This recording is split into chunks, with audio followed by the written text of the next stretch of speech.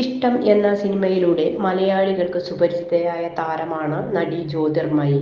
അതിനു മുമ്പ് പൈലറ്റ്സ് എന്ന സിനിമയിൽ അഭിനയിച്ചിട്ടുണ്ടായിരുന്നെങ്കിലും പ്രേക്ഷകർ ശ്രദ്ധിച്ചത് ഇഷ്ടത്തിൽ നവ്യ നായരുടെ കൂട്ടുകാരി റോളിൽ അഭിനയിച്ച ശേഷമാണ്. പിന്നീട് ഭാവം എന്ന സിനിമയിലെ പ്രകടനത്തിലൂടെ മികച്ച രണ്ടാമത്തെ നടിക്കുള്ള സംസ്ഥാന അവാർഡും ദേശീയ അവാർഡിൽ പ്രത്യേക പരാമർശത്തിനും അർഹയായി.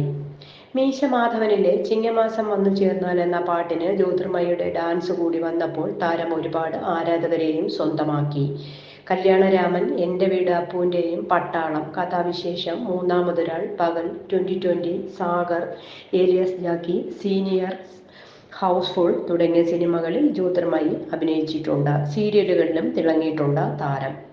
തമിഴിലും കുറച്ച് സിനിമകളിൽ അഭിനയിച്ചിട്ടുള്ള ജ്യോതിർമയി 2015 അമൽ നീരദുമായി വിവാഹിതയായ ശേഷം അഭിനയത്തിൽ നിന്ന് വിട്ടുനിൽക്കുകയാണ്. ആദ്യ വിവാഹബന്ധം ഏർപ്പെടുത്തിയ ശേഷമായിരുന്നു ജ്യോതിർമയിയുടെ രണ്ടാം വിവാഹം. ജ്യോതിർമയി വീണ്ടും സിനിമയിലേക്ക് മടങ്ങി വരുമോ എന്ന് മിക്കപ്പോഴും പ്രേക്ഷകർ ചോദിക്കാറുണ്ട്. സിനിമയിൽ നിന്ന് വിട്ടുനിന്ന ശേഷം ഓഫ് സ്ക്രീനിലും താരത്തിനെ അധികം കാണാറില്ലായിരുന്നു. കഴിഞ്ഞ ദിവസം ദുബൈയിൽ ഗോൾഡൻ വിസ സ്വീകരിക്കാൻ അമൽ നീരദിനൊപ്പം ജ്യോതിർമയി എത്തിയിരുന്നു.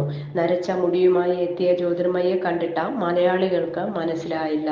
സാൾട്ട് ആൻഡ് പേപ്പർ ലുക്കിൽ കണ്ണട വച്ച് നിൽക്കുന്ന ഒറ്റ നോട്ടത്തിൽ മനസ്സിലാവുകയും ഇല്ലായിരുന്നു.